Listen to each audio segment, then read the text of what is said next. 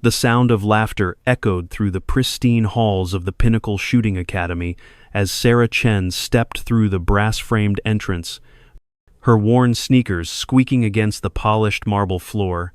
At 32, she looked exactly like what she was, a small-town accountant in thrift store clothes, clutching a crumpled entry form in hands that trembled slightly from nerves, not excitement. Her auburn hair was pulled back in a simple ponytail. No makeup adorned her freckled face, and her oversized cardigan practically swallowed her petite frame. She was the antithesis of everything the Pinnacle Shooting Academy represented: wealth, precision, and exclusivity. Marcus Blackwood stood behind the mahogany registration desk like a king, surveying his domain. His 6'4" frame draped in custom tactical gear that probably cost more than Sarah's monthly rent. His steel-gray eyes narrowed as they settled on her, taking in every detail of her appearance with the practiced disdain of someone who had spent 45 years believing that worth could be measured by appearance and bank account balance. The silver at his temples spoke of distinguished age, while the crosshatch of scars on his knuckles hinted at a past that was anything but civilized. Despite his current veneer of respectability, "Ma'am, I think you might be lost," Marcus said, his voice carrying the particular blend of condescension and false concern that wealthy men had perfected over generations. "The community center's beginner classes are across town. This is a private facility." His words drew snickers from the cluster of well-dressed men gathered around the premium shooting stations, each one wearing gear that cost more than most people's cars. They were Marcus's inner circle, wealthy businessmen and retired military officers who paid premium memberships not just for access to the range, but for the privilege of feeling superior to everyone else. Sarah approached the desk with measured steps, her green eyes steady despite the hostile reception. "I'm here for the championship qualification round," she said quietly, sliding her confirmation email across the polished wood surface. "Sarah Chen. I registered 3 weeks ago and paid the entry fee in full." Her voice carried no challenge, just simple fact. But something in its unwavering steadiness seemed to irritate Marcus even more than outright defiance would have. Marcus picked up the printout with 2 fingers, as if it might contaminate him, his eyebrows climbing higher with each line he read. The qualification round was the most prestigious shooting competition on the West Coast, drawing Olympic-level marksmen and elite military snipers from across the country. The entry fee alone was $1,500, and the technical requirements were so stringent that even seasoned professionals sometimes failed to qualify. The idea that this unremarkable woman had not only applied but been accepted was clearly incomprehensible to him. "There's been some kind of mistake," Marcus declared, reaching for his computer terminal. "The qualification round is for serious, competitive shooters only. We can't have amateurs cluttering up the range when professionals are trying to train." His fingers flew across the keyboard, pulling up Sarah's application with the clear intention of finding a reason to deny her entry. Around them, conversation had ceased as other members gathered to witness what was clearly going to be an entertaining humiliation. But Sarah didn't move from her position at the desk, and she didn't lower her eyes in shame or embarrassment. Instead, she waited with the patience of someone who had faced far worse than social humiliation and survived. "My qualifications were verified and approved," she said simply. "I have documentation of my proficiency scores and background clearance. Everything is in order according to your own published requirements." There was something in her stillness that suggested depths Marcus couldn't fathom, currents running far below the surface of her modest appearance. The morning sun streaming through the academy's floor-to-ceiling windows caught the subtle calluses on Sarah's fingertips as she gripped her paperwork, marks that spoke of years spent gripping something other than pencils and calculators. But Marcus was too busy projecting his own assumptions to notice such details, too convinced of his superior insight to consider that appearances might be deceiving. He was about to learn that some people carry their most dangerous weapons hidden beneath layers of deliberate ordinariness, and that the most devastating shots sometimes come from the most unexpected directions. Marcus's face flushed a deep crimson as he stared at his computer screen. Clearly frustrated by what he was finding, Sarah's application was not only legitimate but exemplary, with qualification scores that put her in the top percentile of applicants. Her background check was spotless. Her payment had cleared without issue, and her technical proficiency documentation was signed by certified range masters from 3 different states. There was absolutely no legitimate reason to deny her entry, a fact that seemed to infuriate Marcus more than any obvious disqualification would have. "Look, lady," Marcus said, abandoning any pretense of professionalism as his voice took on the ugly edge of a man unused to being thwarted. "I don't know who you paid off or what strings you pulled, but this is a serious competition. People get hurt when amateurs play with equipment they don't understand. We have a reputation to maintain here. And frankly, you don't fit the image we're trying to project." His words drew murmurs of agreement from his cronies, men who had never questioned their right to exclude others based on nothing more than prejudice and social positioning. Sarah's expression remained perfectly neutral, but something flickered behind her green eyes, not anger, but calculation. She had expected this reception, had steeled herself for exactly this kind of treatment. "Mr. Blackwood," she said, reading his nameplate with deliberate emphasis, "are you officially refusing my entry despite having no legitimate grounds to do so? Because I should mention that I recorded our conversation for my own protection." She lifted her phone slightly, its red recording indicator clearly visible. The color drained from Marcus's face as quickly as it had appeared. The Pinnacle Shooting Academy prided itself on exclusivity, but it also operated under a business license that required fair access policies. Officially discriminating against qualified applicants based on appearance or perceived social status could result in lawsuits, license reviews, and the kind of publicity that would destroy the carefully cultivated reputation he had spent decades building. He was trapped between his prejudices and his business interests, and Sarah had maneuvered him into that position with surprising skill.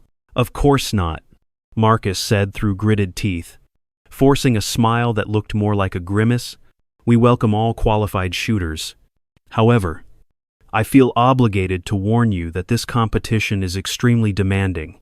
The preliminary round alone eliminates 80% of participants. Perhaps you might prefer to observe this year and consider competing when you have more experience." It was a final attempt to discourage her, wrapped in false concern but delivered with unmistakable condescension. But Sarah simply nodded and accepted the participant materials Marcus thrust at her with obvious reluctance. "Thank you for your concern," she said politely. "I'll be sure to do my best." As she turned to leave, she heard one of Marcus's companions stage whisper, "This should be entertaining. $10 says she doesn't hit the target once." The laughter that followed was cruel and predatory, the sound of predators who believed they had cornered helpless prey. What they couldn't see was the slight smile that played at the corners of Sarah's mouth as she walked away, or the fluid grace in her movements that spoke of years of physical training and disciplines they couldn't even imagine. They had no idea that the woman they were dismissing had once performed feats that defied both gravity and belief, that her unassuming exterior concealed abilities that would have seemed like magic to their conventional minds. Marcus Blackwood and his elite circle were about to learn that true skill often comes disguised as ordinariness, and that the most spectacular performances sometimes begin with the audience's complete disbelief. 15 years earlier, Sarah Chen had been known by a different name in very different circles. As Serafina, the star performer of the internationally acclaimed Cirque Mystique, she had commanded audiences in sold-out arenas across 3 continents. Her impossible combinations of acrobatics and precision shooting drawing gasps of amazement from millions of spectators. She had been the first person in recorded history to successfully execute a double backflip while maintaining perfect accuracy with multiple firearms.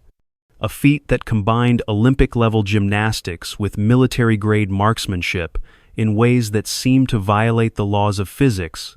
Her signature performance involved launching herself 20 feet into the air, executing 2 complete backward rotations, while simultaneously engaging 12 different targets with 12 different weapons. All in the span of 4 seconds.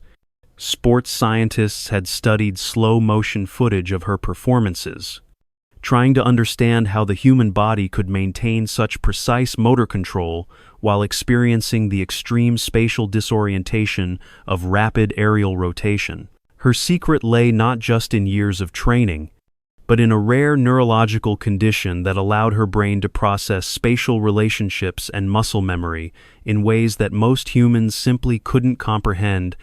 But Sarah's extraordinary career had ended abruptly during a performance in Prague, when a mechanical failure in the rigging system had sent her crashing to the ground from 40 feet up. The fall had shattered her left leg in 6 places and left her with traumatic brain injury that took 2 years to fully recover from. The physical injuries had healed, but the psychological trauma of that fall had convinced her to abandon the circus world entirely. She had changed her name, moved to a small Oregon town, and built a quiet life as an accountant, a profession as far removed from her former death-defying performances as she could imagine. For 13 years, Sarah had successfully buried her past, creating a new identity so thoroughly ordinary that no one would ever suspect the extraordinary abilities that lay dormant beneath the surface. She had convinced herself that she was happier in her quiet life, safer in her mundane routine, but deep down, some part of her had been waiting for a reason to remember who she really was, to reclaim the abilities that had once made her legendary. The humiliation at the Pinnacle Shooting Academy had awakened something in her that had been sleeping too long. The problem was that 13 years of disuse had taken their toll. The neural pathways that had once allowed her to perform impossible feats were still there, but they were rusty, uncertain. The muscle memory remained, but it was layered over with years of sedentary living and careful mediocrity. If she was going to reclaim her abilities in time for the qualification round, she would need help from someone who understood the unique challenges of her situation, someone who could push her to rediscover the extraordinary performer that still lived within her accountant's disguise. That help came from an unexpected source. As Sarah sat in her car in the academy parking lot, trying to process the morning's humiliation and decide on her next move, a gentle tap on her window made her look up. Standing beside her car was an elderly woman with silver hair and kind eyes, wearing clothes that suggested comfort rather than wealth. The woman's posture was ramrod straight despite her age, and her weathered hands bore calluses that spoke of a lifetime spent mastering difficult skills. Elena Vasquez had been watching the scene in the academy lobby with growing anger and recognition. At 73, she was the former head coach of the Mexican Olympic shooting team and one of the most respected marksmanship instructors in North America. More importantly, she was also a former circus performer herself, having spent her youth as an aerialist before discovering her talent for precision shooting. She had recognized something in Sarah's stance and movements that others had missed, subtle indicators that suggested training far beyond anything a small-town accountant should possess. "I saw what happened in there," Elena said as Sarah rolled down her window. "Marcus Blackwood is a fool who mistakes expensive equipment for actual skill. But you're not what you appear to be. Are you, Mija?" Her voice carried the warmth of someone who had spent decades mentoring young athletes, but also the sharp perception of someone who had learned to see beyond surface appearances. Your balance, the way you move your hands, the micro adjustments in your posture, these are not the movements of an amateur. Sarah hesitated, torn between the safety of her carefully constructed anonymity and the desperate desire to have someone finally see her for who she really was. "I used to perform," she admitted quietly, "a long time ago. But that's over now. I'm not that person anymore. The words came out like a confession. Carrying 13 years of suppressed longing and carefully maintained denial, Elena smiled with the satisfaction of someone whose instincts had been proven correct. The circus, she said with certainty, aerial work combined with marksmanship. I've heard legends about a performer who could shoot while flying through the air, but I always thought they were just stories. She studied Sarah's face with growing excitement. You're her? Aren't you? The one they called impossible? The recognition hit Sarah like a physical blow. For 13 years, no one had connected her to her former identity. No one had seen through the careful ordinariness she had constructed around herself. How did you know? She asked, her voice barely above a whisper. Because I was like you once. Elena replied. Different circus? Different specialty. But the same impossible combination of skills that most people can't even imagine. And I can see that you haven't lost it. Maya. It's still there. Buried, under years of hiding. But still there. The question is, are you brave enough to let it out again? Her words carried challenge and encouragement in equal measure. The voice of someone who understood both the cost and the necessity of reclaiming abandoned greatness. For the first time in 13 years, Sarah felt the stirring of her old ambition, the desire to push herself beyond the boundaries of normal human capability. Marcus Blackwood had dismissed her as ordinary. He laughed at the very idea that she belonged in his elite world. Perhaps it was time to remind the world that some people carry galaxies within themselves, hidden beneath carefully constructed surfaces, waiting for the right moment to explode into brilliance. Elena's farm sat on 50 acres of rolling hills outside the city, far from curious eyes and official regulations. The property had been specifically designed for unconventional training, with multiple ranges set at different distances and elevations, aerial rigging systems that could simulate circus conditions, and equipment that bridged the gap between athletic performance and competitive shooting. It was here that Elena had trained Olympic champions and circus performers alike, helping them push beyond the normal limitations of human capability. Show me what you remember, Elena commanded on their first day together, her voice carrying the authority of someone who had coached at the highest levels of international competition. They stood in the center of a specially designed training area, with targets arranged in complex three-dimensional patterns that would challenge even experienced marksmen. Sarah held a standard target pistol, its weight familiar, despite the years that had passed since she had last held one with serious intent. Sarah closed her eyes and tried to access the muscle memory that had once been as natural as breathing. She could feel the ghost of her old skills stirring, like a sleeping giant slowly awakening. When she opened her eyes and raised the pistol, her stance shifted automatically into the precise positioning that had once been her trademark. The shot that followed was perfect, striking dead center of a target 50 yards away. But Sarah knew it was nothing compared to what she had once been capable of. Good, Elena said, but her tone suggested that good was nowhere near enough. Now show me your aerial work. The rigging is safe, tested daily, but I need to see how much of your spatial awareness you've retained. She gestured toward a complex arrangement of cables and platforms that rose 30 feet into the air. A simplified version of the system Sarah had once navigated with supernatural grace. The first attempt was a disaster. Sarah's body remembered the movements, but 13 years of careful, ground-bound living had taken their toll on her spatial processing abilities. She managed a simple backflip, but landed awkwardly, her inner ear struggling to maintain orientation. The combination of aerial work and shooting that had once been effortless now seemed impossible, her brain unable to process the multiple streams of sensory information required for success.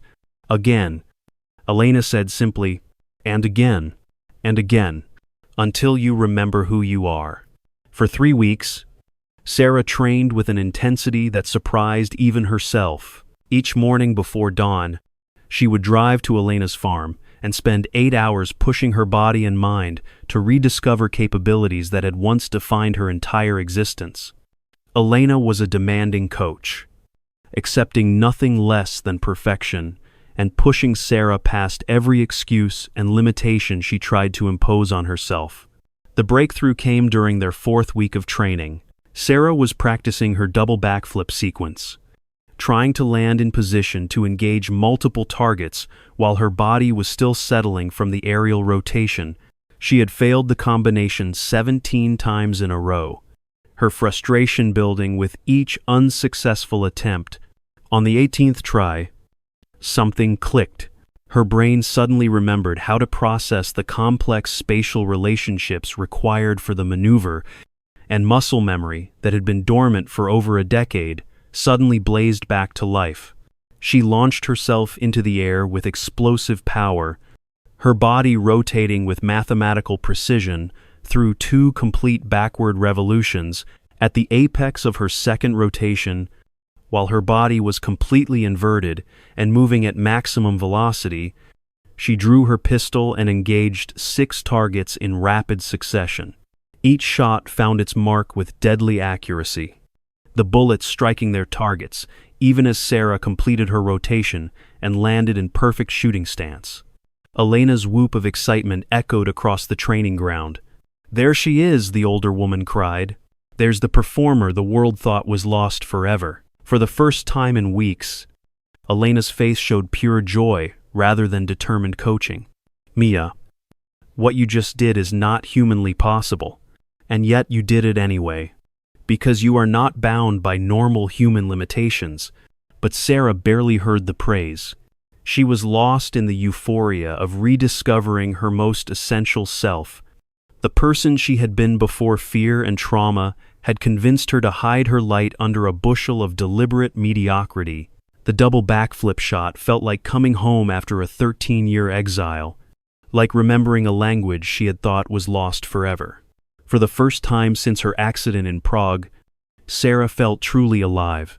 The Pinnacle Shooting Academy's championship qualification round was scheduled to begin at dawn on a crisp Saturday morning. With participants arriving early to prepare their equipment and review the challenging course requirements, Marcus Blackwood stood at the center of the main range like a general surveying his battlefield. His satisfaction, evident as he watched 37 of the nation's most accomplished marksmen prepare for competition. These were his people, Olympic medalists, military snipers, and competitive shooters whose names were legendary in shooting sports circles. Sarah arrived precisely on time, her equipment bag slung over her shoulder with casual ease. She looked exactly as unremarkable as she had 3 weeks earlier, wearing the same thrift store clothes and nervous expression that had made her such an easy target for ridicule. But Elena Vasquez followed close behind her, and her presence immediately changed the dynamic. Elena's reputation in shooting circles was legendary, and her decision to coach Sarah had already generated whispers of speculation among the other participants. "Vasquez is coaching the accountant," Marcus heard one competitor mutter to another. "That changes things. She doesn't waste her time on lost causes." The comment clearly irritated Marcus, who had been looking forward to Sarah's inevitable humiliation as validation of his initial assessment.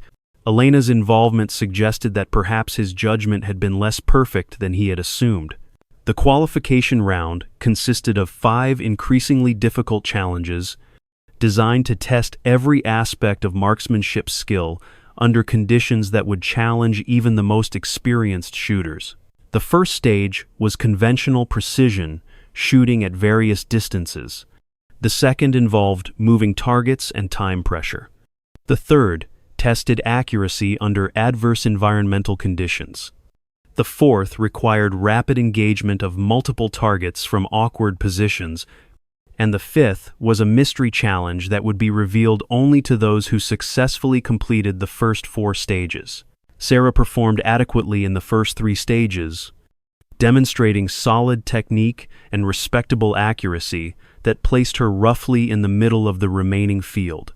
Her performance was good enough to avoid embarrassment but not spectacular enough to draw attention, exactly what she had planned. She could see Marcus relaxing as the day progressed, his initial concern about her participation giving way to satisfied confirmation that she was, indeed, nothing special. But during the fourth stage, Sarah began to reveal glimpses of her true capabilities. The challenge required shooters to engage targets while moving through an obstacle course that included crawling under barriers, leaping over obstacles, and shooting from unstable platforms. While other competitors struggled with the physical demands of the course, Sarah moved through it with fluid grace that suggested training far beyond anything available to civilian shooters. Her scores in the fourth stage weren't just good, they were exceptional, placing her third overall and well above several Olympic-level competitors.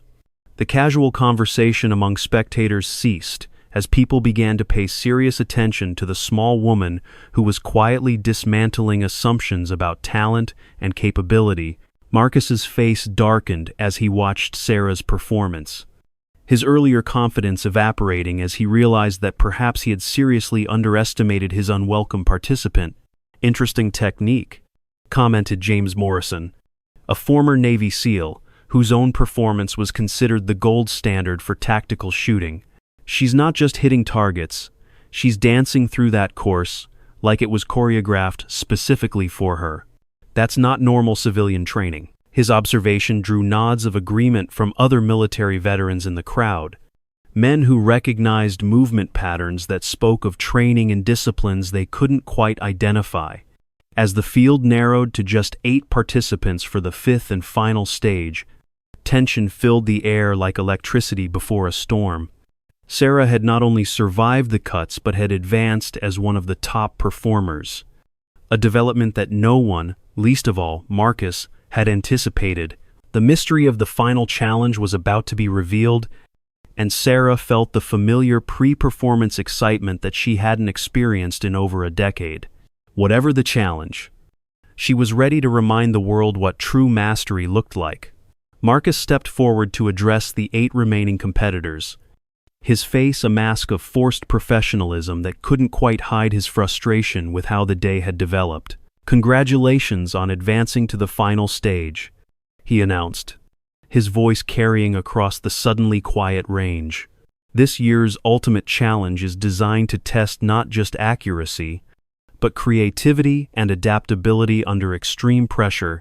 You will have one opportunity to demonstrate your most impressive shooting skill, with no restrictions on technique, equipment, or approach.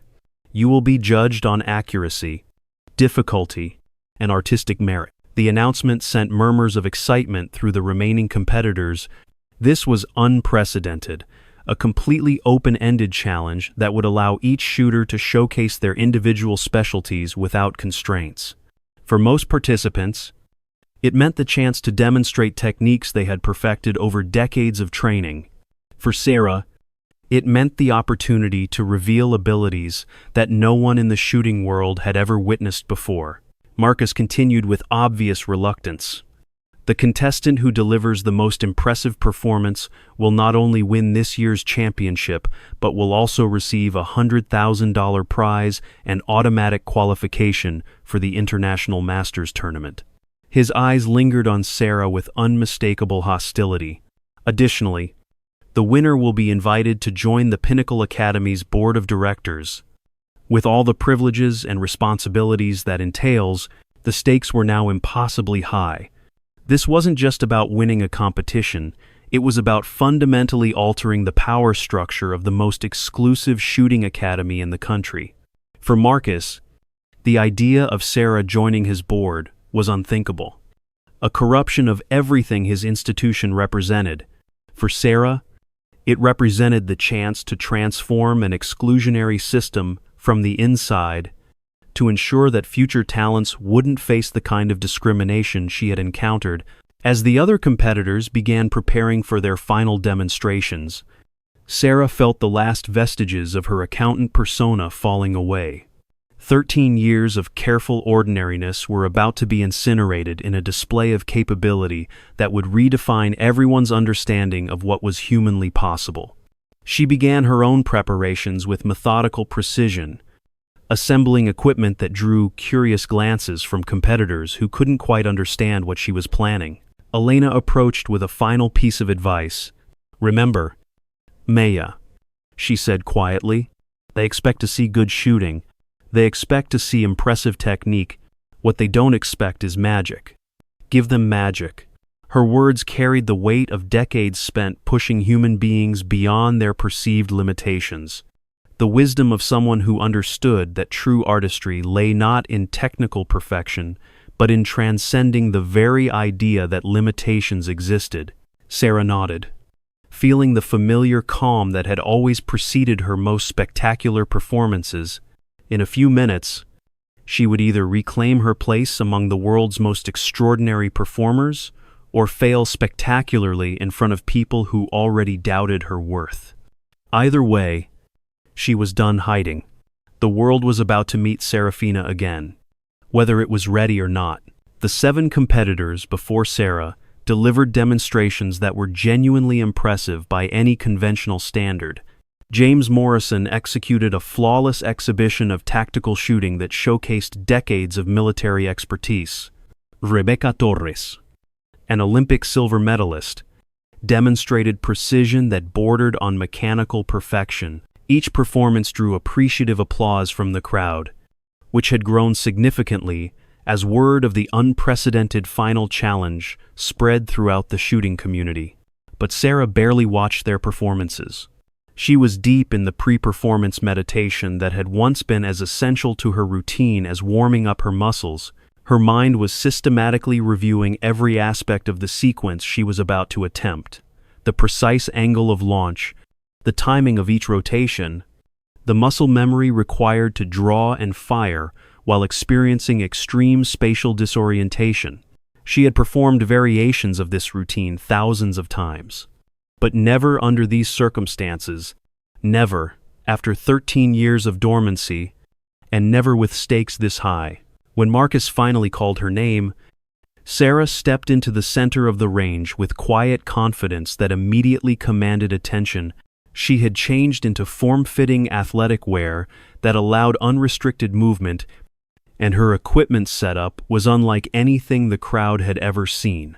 In addition to her primary pistol, she carried secondary weapons, specialized rigging equipment, and what appeared to be a small but sophisticated timing device. "Ladies and gentlemen," Sarah announced, her voice carrying clearly across the suddenly silent range, 13 years ago, I performed under a different name in a different world. Today, I'm going to show you something that most people believe is impossible. She gestured toward the aerial rigging that Elena had quietly installed during the earlier competitions. I'm going to execute a double backflip from a height of 20 feet, while simultaneously engaging 12 targets with 12 different weapons, all in under 4 seconds. The announcement drew gasps of disbelief from the crowd. Several competitors openly laughed, convinced that Sarah was either delusional or attempting some kind of elaborate hoax. Marcus's face went through a series of expressions: confusion, disbelief, and finally angry certainty that Sarah was making a mockery of his prestigious competition. "That's impossible," he declared loudly. "Human beings cannot maintain accuracy while in free-fall rotation. This is a serious competition, not a circus act." His words were intended to humiliate Sarah before she could embarrass herself, but they had the opposite effect.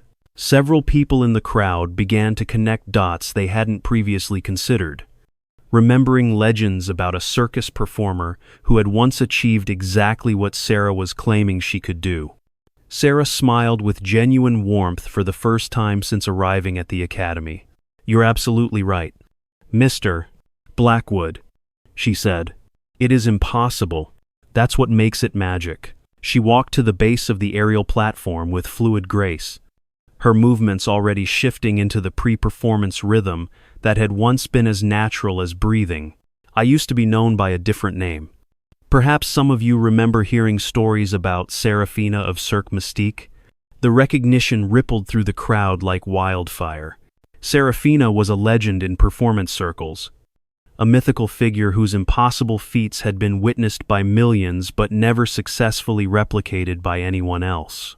The idea that the small, ordinary-looking woman standing before them was the same person who had once defied the laws of physics on stages around the world seemed too incredible to believe. But Elena stepped forward with a microphone, her voice carrying the authority of someone whose reputation was beyond question. "I have the privilege of introducing Sarah Chen, formerly known as Serafina, the only person in recorded history to successfully combine Olympic-level acrobatics with precision marksmanship in a single performance. What you are about to witness has never been attempted outside of a controlled circus environment, and has never been performed under competitive conditions." Sarah climbed the platform with swift, economical movements, her muscle memory guiding her through preparations that had once been routine but now felt momentous. At the 20-foot mark, she paused to survey the 12 targets that had been positioned in a complex three-dimensional array around the range. Each target required a different weapon and a different angle of engagement, a challenge that would be nearly impossible for a stationary shooter, let alone someone in the middle of aerial acrobatics. The crowd below had fallen into complete silence, the kind of hushed anticipation that preceded only the most extraordinary human endeavors. Even Marcus had stopped protesting, too fascinated by the sheer audacity of what Sarah was attempting to continue his objections. This was either about to be the most spectacular failure in competitive shooting history, or something that would redefine everyone's understanding of human capability. Sarah took her position at the edge of the platform, her body coiled with potential energy like a spring under tension. 13 years of careful ordinariness were about to be obliterated in approximately 4 seconds of impossible grace.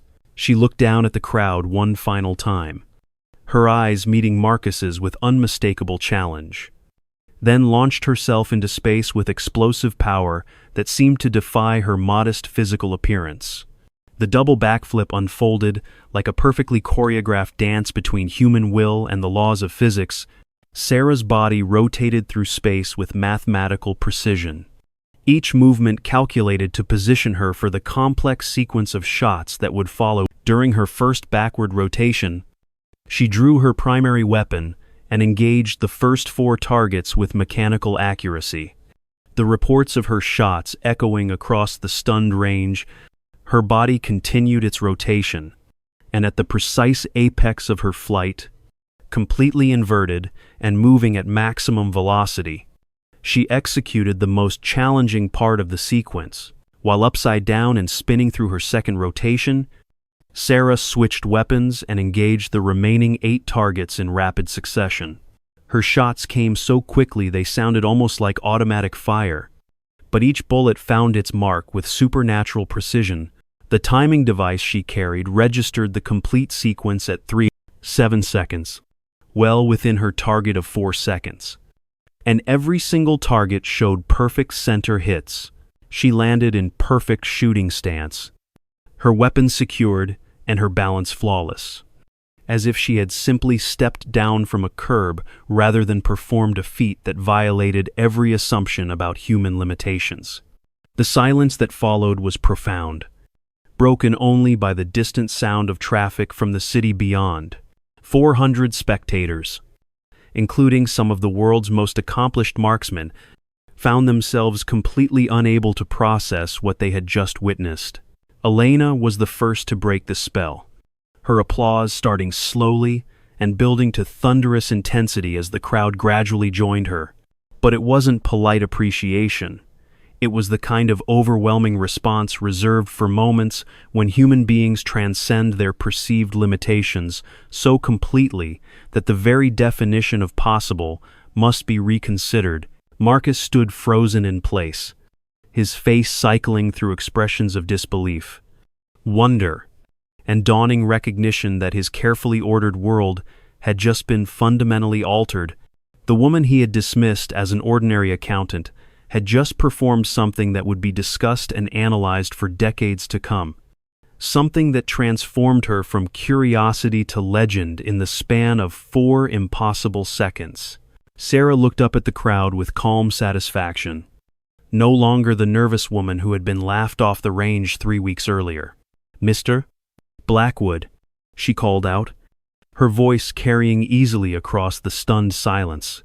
"I believe you mentioned something about board membership for the winner?" The aftermath of Sarah's performance created a sensation that extended far beyond the shooting community. Within hours, cell phone videos of the double-backflip shot had gone viral across social media platforms, generating millions of views and sparking debates about human capability that reached into scientific, athletic, and philosophical circles. News crews arrived at the Pinnacle Academy before the official ceremony had concluded, drawn by reports of a performance that seemed to violate the basic principles of physics and human physiology. Marcus found himself in an impossible position. Sarah had not only won the competition decisively, but had done so in a manner that attracted the kind of international attention that no shooting academy had ever received.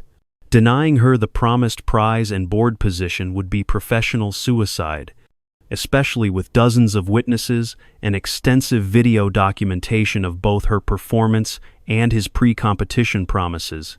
Yet accepting her victory meant fundamentally altering the exclusive character of his institution. "The board will need to vote on any new appointments," Marcus said stiffly during the hastily arranged award ceremony, his voice lacking its usual confidence. "There are procedures that must be followed, protocols that govern our institutional decisions." It was a desperate attempt to maintain some control over a situation that had spiraled completely beyond his influence. But Sarah's response demonstrated that her transformation was complete, that the confident performer had permanently replaced the nervous accountant. "Of course," she agreed pleasantly. "I look forward to the board meeting. In the meantime, I'll be establishing a scholarship program for underrepresented shooters who show exceptional promise but lack the financial resources to access premier training facilities." Her announcement drew cheers from the crowd and further complicated Marcus's position by casting any opposition to her membership as resistance to charitable work. Elena beamed with pride as she watched her protégé navigate the political complexities with the same grace she had displayed in the air. "You know," she told reporters who sought her perspective on the day's events, "I've trained Olympic champions and world record holders, but I've never seen anything like what Sarah accomplished today. She didn't just perform an impossible shot, she redefined what we consider possible." The scientific community was equally fascinated. Dr. Jennifer Walsh, a sports physiologist from Stanford University, arrived at the academy within days to conduct preliminary studies of Sarah's unique abilities.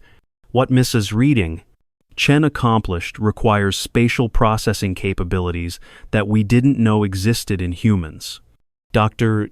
Walsh explained to the gathered media, the ability to maintain such precise motor control while experiencing extreme spatial disorientation suggests neurological adaptations that could revolutionize our understanding of human performance potential.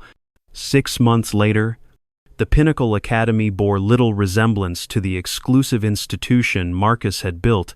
Sarah's scholarship program had brought in dozens of talented shooters from diverse backgrounds, creating an environment that valued skill over social status.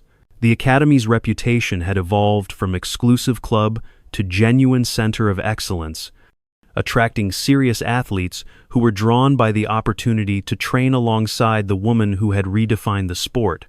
Marcus remained as titular head of the institution, but his influence had been fundamentally diminished by Sarah's presence on the board and her growing prominence in the shooting world. He had been forced to adapt his worldview to accommodate the reality that talent could emerge from unexpected sources, that his assumptions about worth and capability had been not just wrong but destructively narrow. Sarah herself had found a balance between her past and present that allowed her to honor both the performer she had been and the person she had become. She continued her accounting work part-time, maintaining connection to the ordinary world that had sheltered her during her years of healing. But she also returned to performing on select occasions, using her platform to advocate for inclusion and opportunity in athletic pursuits. The double backflip shot became her signature technique, but she performed it only rarely and under carefully controlled conditions. Each performance was a reminder that human beings contained vast reserves of potential that social prejudice and narrow thinking often prevented from being realized. She had proven that extraordinary abilities could be hidden beneath the most ordinary exteriors, waiting for the right moment and the right motivation to emerge. But perhaps her greatest satisfaction came from the young shooters who trained at the academy, particularly those who arrived as she once had, dismissed, underestimated, and carrying talents that others couldn't recognize. She made it her mission to ensure that no promising athlete would face the kind of discrimination she had encountered. That talent would be nurtured regardless of its packaging. Years later, when sports historians analyzed the factors that revolutionized competitive shooting, they consistently pointed to a single moment: the day a small woman in thrift store clothes performed an impossible shot and reminded the world that true excellence often comes disguised as ordinariness. Sarah Chen had not just broken records, she had broken the barriers that prevented people from recognizing greatness wherever it appeared. In doing so, she had given countless others permission to reveal their own hidden magnificence.